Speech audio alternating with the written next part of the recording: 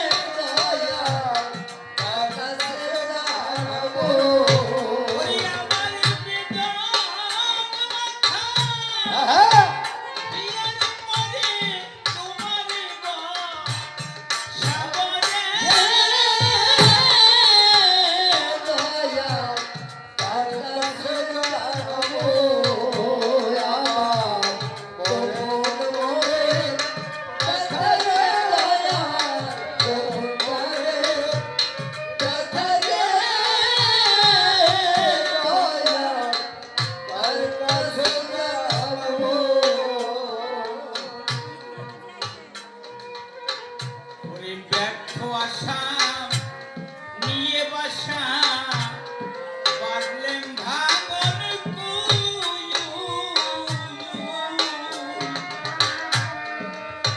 ভুল করেছি তুলতে গিয়ে কাটাবো ব্যর্থ আশা নিয়ে বাসা বাঁধলেন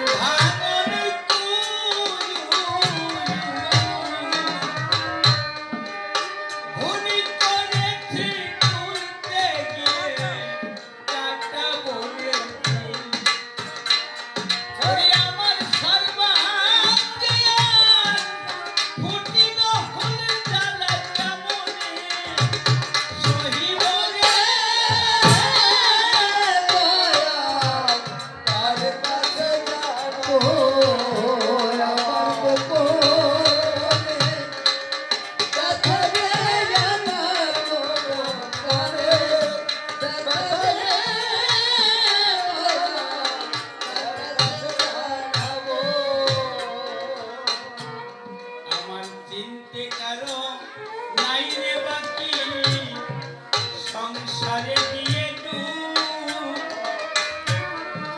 দেখি সরল প্রাণে গরল মাথা বন্ধু ভেবে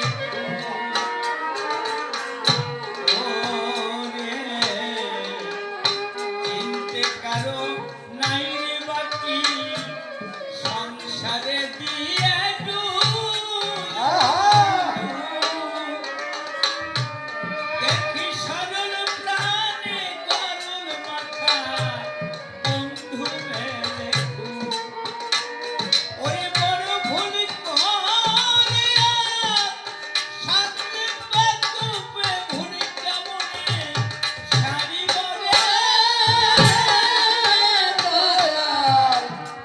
কাছে যাবো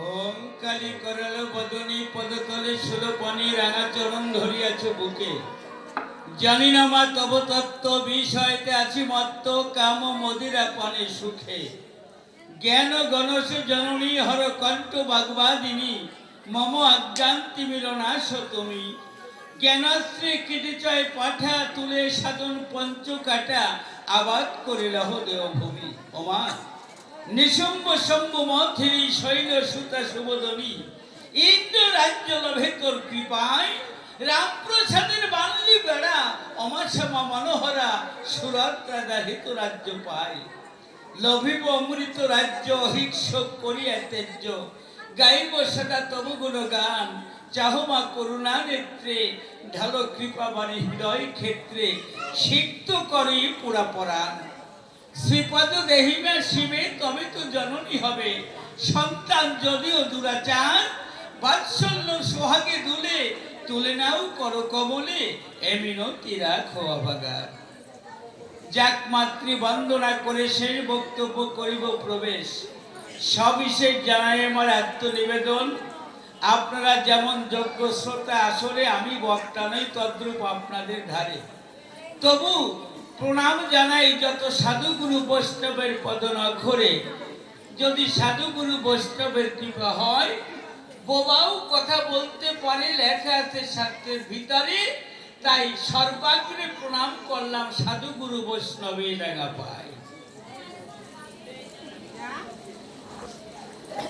এ প্রসঙ্গে বেশি মনে কাল নাই সবাতলে মনে আছে ভাবো এইবার সনাম পরিহার করে কাব্য ভূমিকায় যাবার তলে আমি শ্যামানন্দ পরিব্রাজক নাম আসলে ধরিব কথাটা বলার দরকার আমার মা বাবার দেয়া নাম কিন্তু স্বপন সরকার বাড়ি হচ্ছে গোপালগঞ্জের কোটালীপাড় একই গ্রামে একই পাশাপাশি গ্রামে সুরেশ সরকার এবং আমার জন্ম হয়েছিল সুনিশ্চয় তাই মা বাবার চরণতরি মস্তকে ধারণ করি গুরুদেবকে করে দেহের কান্ডারি এবার যেতে হবে আমাকে কাব্য ভূমিকায় কথাটা বলার দরকার আমার গুরুদেব শ্রদ্ধেয় পরম আরাধ্য নিখিল সরকার বর্তমানে উনি বর্ধমানে মেমারিতে বসত করে সুনিশ্চয় গুরুধর তুমি আমারই কথা নিও তোমারই কাব্য সম্পদ পড়াতে থেকে হতভাগার চিতে তুমি এসে তোমার কথা সবার মাঝখানে প্রকাশ করে দিয়ে যেও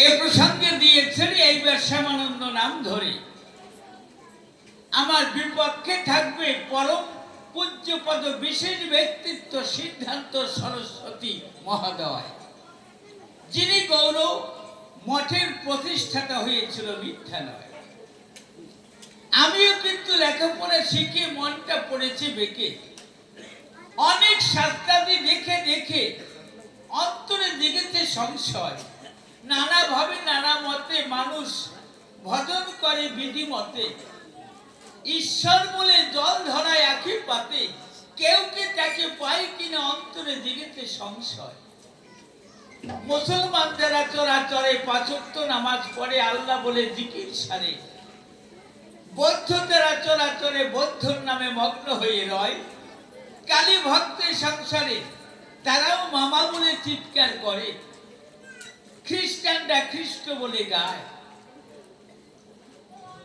আবার শৈব ভক্ত যারা অবনী পড়ে বাবা ভোলানাথ বলে কান্না করে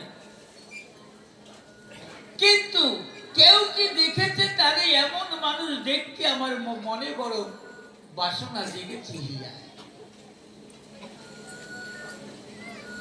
নানা মতে নানা পথে মানুষ সাধন করে বিধি মতে কারণ আমাদের হিন্দু শাস্ত্র গ্রন্থ তার একখানা নয় মহামণি বেদব্যাস যিনি অবনী পরে অসংখ্য গ্রন্থ প্রণয়ন করে উনি গ্রন্থ লিখেছে কয়েকখান।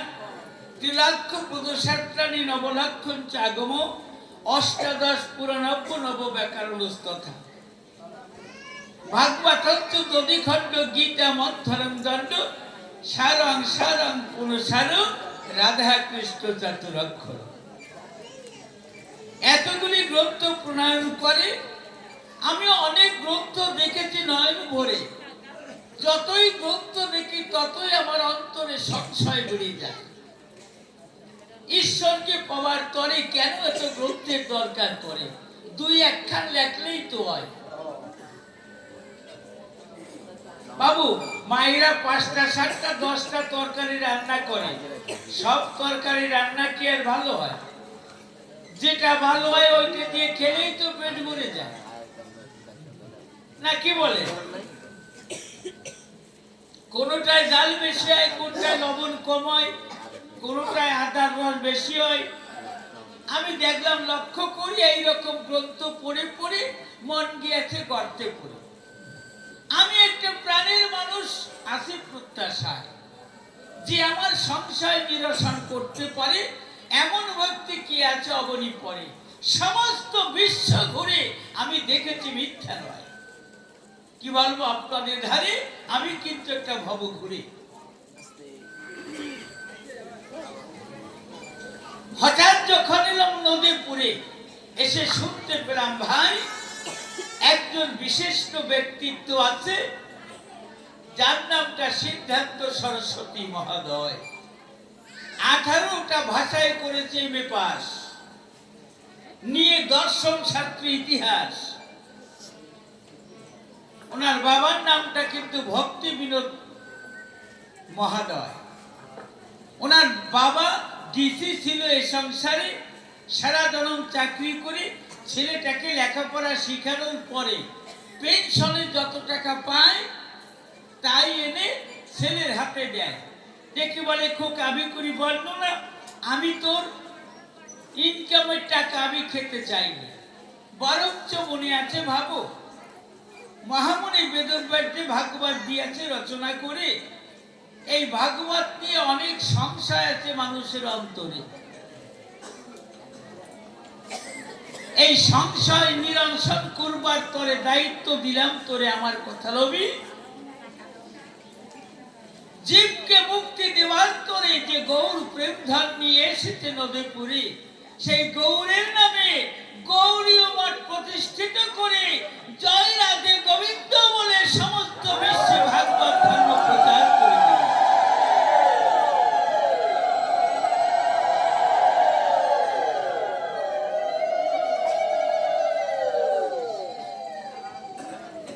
তাই তাকে দেখবার তরে আমি যখন এলাম তারি ধারে, দেখি বসে আছে তুলসী করে, চোখের জলে বক্ষটা প্লাবিত হয় আর হাগৌর হানিটাই বলে চোখের জল ফেলায়। অসংখ্য গ্রন্থ আছে তার চারিধারে। মহাপ্রভুর আদর্শ ধরে ধরে তিনি সাধন ভজন করে। মনে আমার আছে ভাবো, এই তুলসী গাছের গোড়ায় কেন বসছে, এর থেকেই প্রথম প্রশ্ন আরম্ভ করি। একথা সুনিশ্চয় ভগবান শ্রীকৃষ্ণ বলেছে গীতায়, গীতা মেব হৃদয় পার্থ, হে অর্জুন গীতা আমার হৃদয়। গীতা এবং ভগবানের ভিতরে কোনো পার্থক্য নাই। আছে কি? অর্জুন মিশ্র দুজন ছিল, সে যখন গীতার শ্লোক কেটে দিল আমার গোবিন্দের বুকে আঘাত লেগেছিল। তাইলে গীতা এবং ভগবান শ্রীকৃষ্ণ এর ভিতর কোনো পার্থক্য নাই। এই গীতা কে বলেছিল? অর্জুনকে বুঝানোর তরে বিভূত যোগের ভিতরে ভগবান বলেছিল কি, অশ্বত্থ সর্ববৃক্ষানাং দেবর্ষিণাঞ্চ নারদ গন্ধর্বনাং চিত্ররথ সিদ্ধানাং কপিল মুনি। আমি বৃক্ষের মধ্যে অশ্বত্থ, অশ্বত্থ মানে বটগাছ,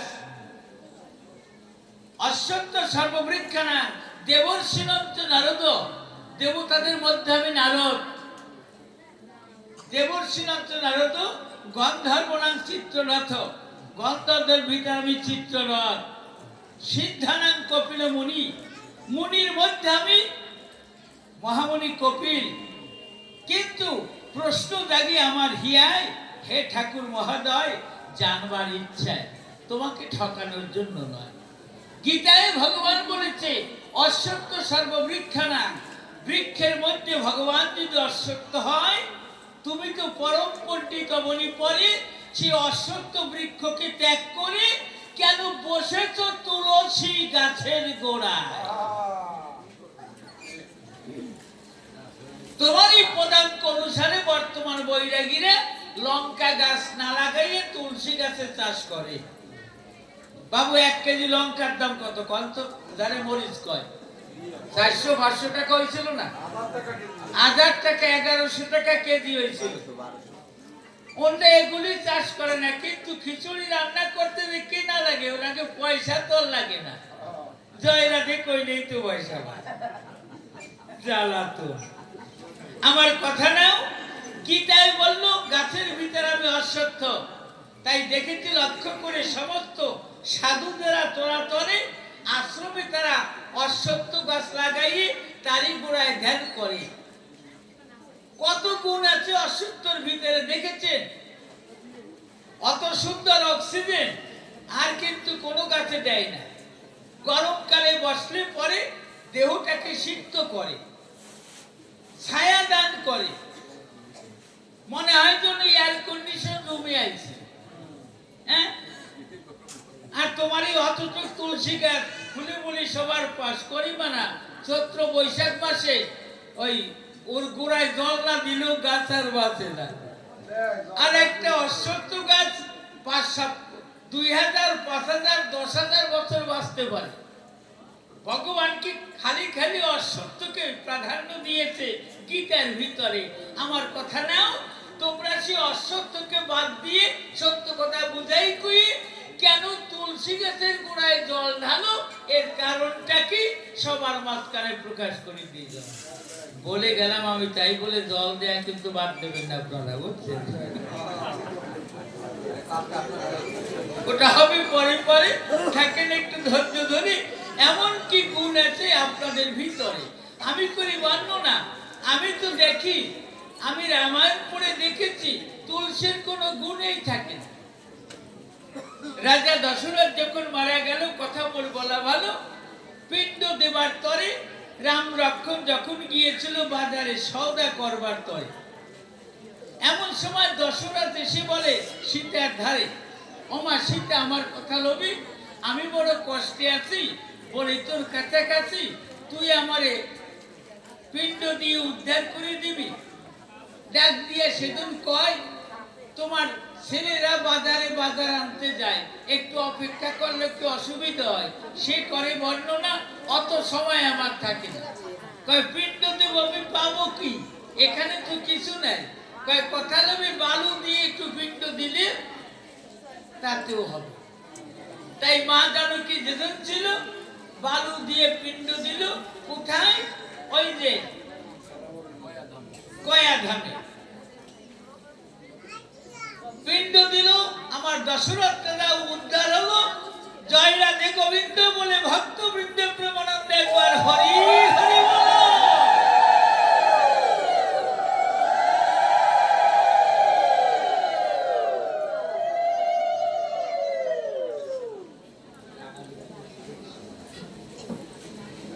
এখন রাম এসে ডাক দিয়ে কয়, পিণ্ড দিতে হবে বাবার বিদেহী আত্মার উদ্দেশ্যে, সবকিছু তৈরি করো বিধিমতে।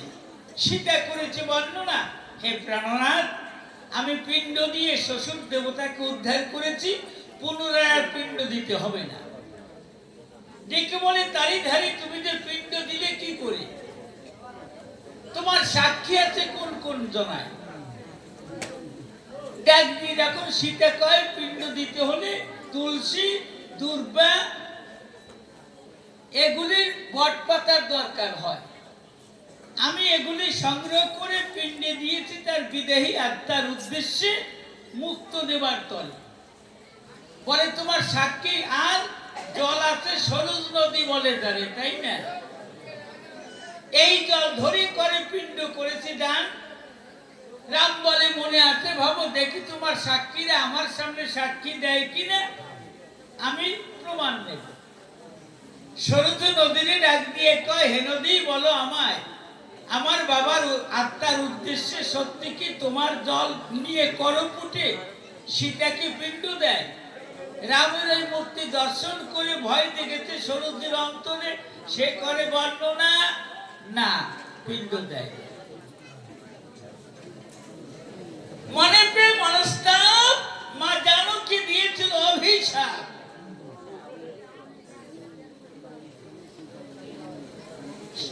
ডেকে বলেছিল সত্য কথা তোর জানাই, আজ তুই আমার স্বামীর কাছে আমাকে মিথ্যাবাদী সাজালি, যেন তোর বুকে জল নাহি রয়।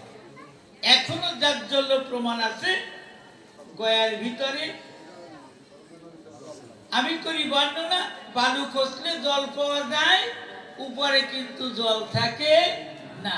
তাহলে মা জানকীর কথা ঠিক আছে। এরপরে দুর্গাকে ডাক দিয়ে বলেছে, পাশে তোমাকে দিয়ে কি ক্রিয়াকর্ম সুসম্পন্ন করেছে? দুর্গা করে বর্ণনা, না না এসব কাজ আমার দিয়ে করে না। মা জানকী বলছে, তুইও মিথ্যা বললি, যা অভিসম্পদ দিলাম। শুভ কর্মে মানুষ যখন তোকে নিয়ে যাবে, সেদিন তোর গেটে ছিঁড়ে নিয়ে যাবে, তোর জিহ্বা ছিঁড়ে নিয়ে যাবে, তোরে কেউ ক্ষমা করবে না। এটা হলো। এরপর যখন তুলসী দেবীর কাছে জিজ্ঞাসিল, হে তুলসী কথা লাও, সত্যি সত্যি কি আমাকে তোমাকে দিয়ে পিণ্ড সুসম্পন্ন করেছি কিনা একটিবার আমায় খুলে কও। তুলসী করে বর্ণনা, ঠাকুর সব মিথ্যা কথা কইছে, আমার কাছেই আসে না। মা বড় ব্যথা পেল, অভিসম্পদ দিয়েছিল, সে কি অদ্ভুত অভিশাপ, বাপরে বাপ।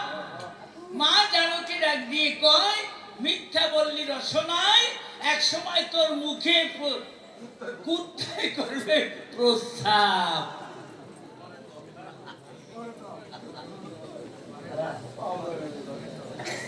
এইবার বাকি আছে কি অশ্বত্থ। চলে গেল অশ্বত্থ বৃক্ষের ধারে। অশ্বত্থকে বলেছিল সীতা করো জোরে, হে অশ্বত্থ সবাই তো মিথ্যা বলেছে অধরে, আমার কথা নেও, অন্তত পক্ষে তুমি সত্যাশ্রিত হয়ে আমার মানটা বাড়াও। অশ্বত্থ বৃক্ষ যখন স্বীকার করে, আমার পল্লবের পরে পিণ্ড দান করে, মা জানকী আশীর্বাদ দিল, তোরে আমার কথা লবি, তুই 4 যুগে অক্ষয় মঠ হয়ে অমর হয়ে ভক্ত সেবায় তোর মানব জীবন উৎসর্গ করে লবি।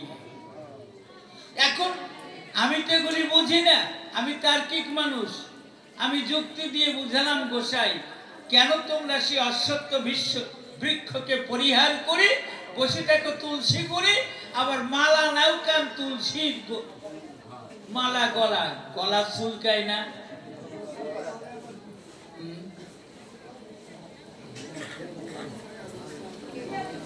যাক, ওটা আমার দরকার নাই, ভালো লাগছে নিচে আপনাকেও গলায় আছে, তাই বলে আমার গলায় কিন্তু নাই।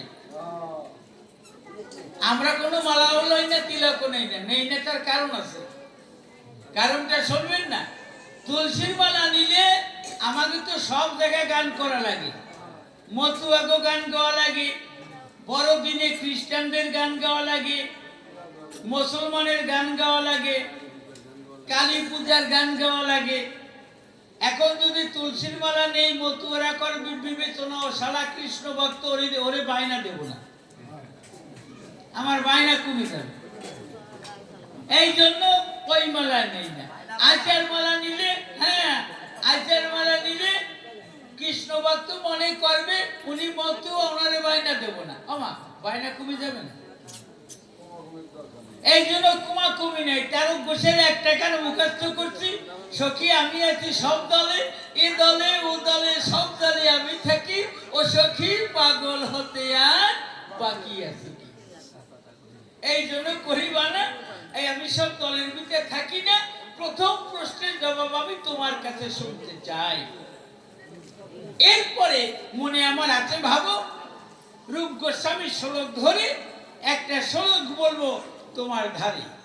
কি লিখে দিয়েছে কলম ধরে, মহাপ্রভু নাকি অনার্পিত সম্পদ নিয়ে এসেছে এই ধরনের গায়।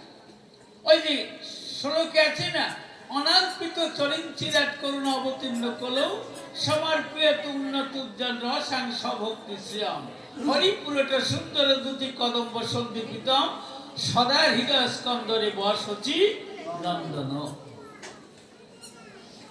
কি বলবো ধর্মসভায়, এই অনার্পিত সম্পদটা কি যা এই তিন যুগে অর্পিত হয় নাই।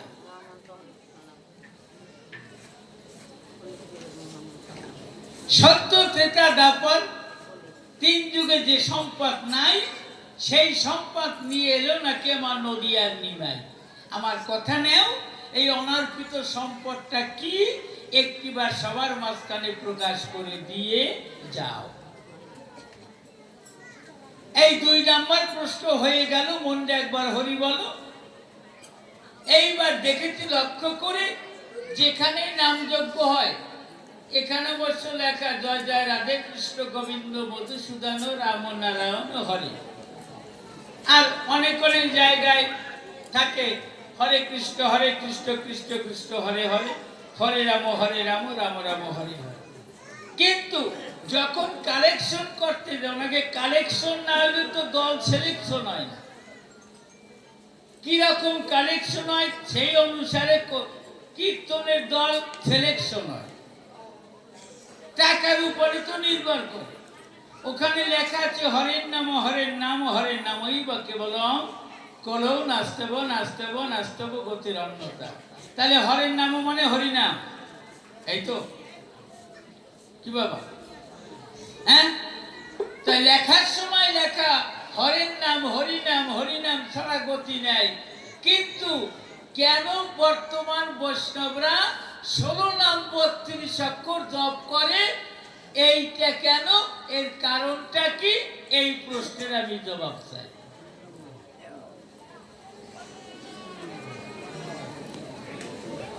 আজকে শেষের দিনের গাই তো চাপাই দিয়েছে, উনি বলার তালে থাকবে, আমি এসে খালি আর একটু খোঁচা দেবো, আবার বলাইতে আমি একটু মাঝে মাঝে কেল্লাই দেব। চাচা আর ভাইপো দুইজনে গের করছে লিস মাছের চাষ। বিলের ভিতর চাচা ভাইপোতে ঘের করছে মাছের চাষ করে। এখন চিংড়ি মাছের চাষ তো রাতের বেলা পাহারা দিতে হয়, তা নইলে এক গ্রুপ আছে ওরা ট্যাবলেট দেয়, পুকুরে ট্যাবলেট দিলে চিংড়ি মাছ সব এক কোনায় যায়, কাঁচাইয়ে নিয়ে যায়। এই জন্য রাতের বেলা পাহারা দিতে হয়। এখন চাচার ঘেরে চাচা পাহারা দেয়, আর বাইপোর ঘেরে বাইপো পাহারা দেয়। কিন্তু বাইপোর বয়স তো কম, বুড়া মানুষের কিন্তু ঘুম কম, নাকি বাবা? ঠিক না? আর বাচ্চাদের একটু আগে আগে ঘুম আসে, কিন্তু চাচাও বিড়ি খায়, বাইপোও বিড়ি খায়। কিন্তু চাচার একটু হাঁপানির দোষ আছে, হাঁপানির রোগ আছে। হঠাৎ যখন দেখে যে চাচা রায় 4টা হয়ে গেছে, ওর ঘুমাইছে, ও করে কি হারিকেনের উপরে একটা সোনালি বিড়ি থুই একটু কড়া বানায়, ওই বিড়িটা নিয়ে চাচার যখন ঘুম আসে সেই সময় চাচা ঘুমাইছে নাকি, বিড়ি 4টা আনছিলাম, খাবা নাকি? বিড়ি খাওয়া লোকেদের বিড়ির কথা কয় আনছিস যখন দে, যেই 2 টান দেয় কড়া বিড়ি, এই যে কাজ আরম্ভ করে ঘন্টা 2 পর্যন্ত কাশে, 2 ঘন্টা কাশে, আর ও তো ঘরে বসে আসে, ওই ফাঁকেও 2 ঘন্টা ঘুমায়, বাইপও ঘুমায়। আবার যখন কাশ কমে যায় আবার মনে করে চাচা মনে হয় ঘুমাই গেছে, আবার বুড়ি একটা নিয়ে হাতির হয়, আইসে কয় যে চাচা বিড়ি একটা আনছিলাম, কয় যে ঘুমাইছিলি আনছর যখন তাই দিয়ে আর একটা দিই, আর একটা দেয়, ঘন্টা 3 কাশে, এদিকে বড় হয়ে যায়। 4 বিড়ি ধরাই দিলে পর রাতভর কাশার তলে থাকবে, আর আমি ঘুমাবো।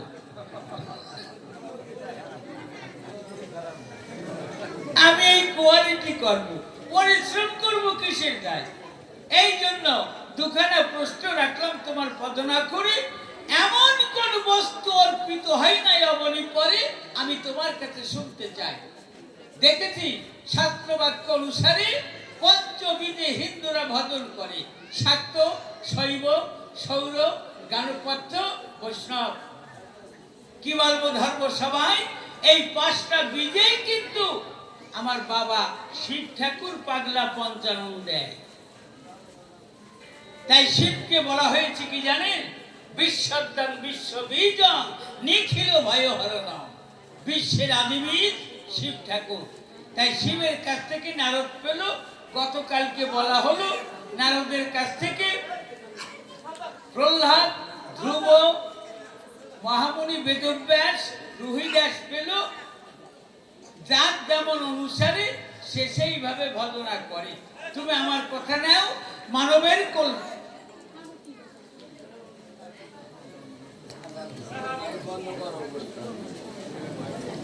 হ্যালো হ্যালো, মাইক গেছে তো?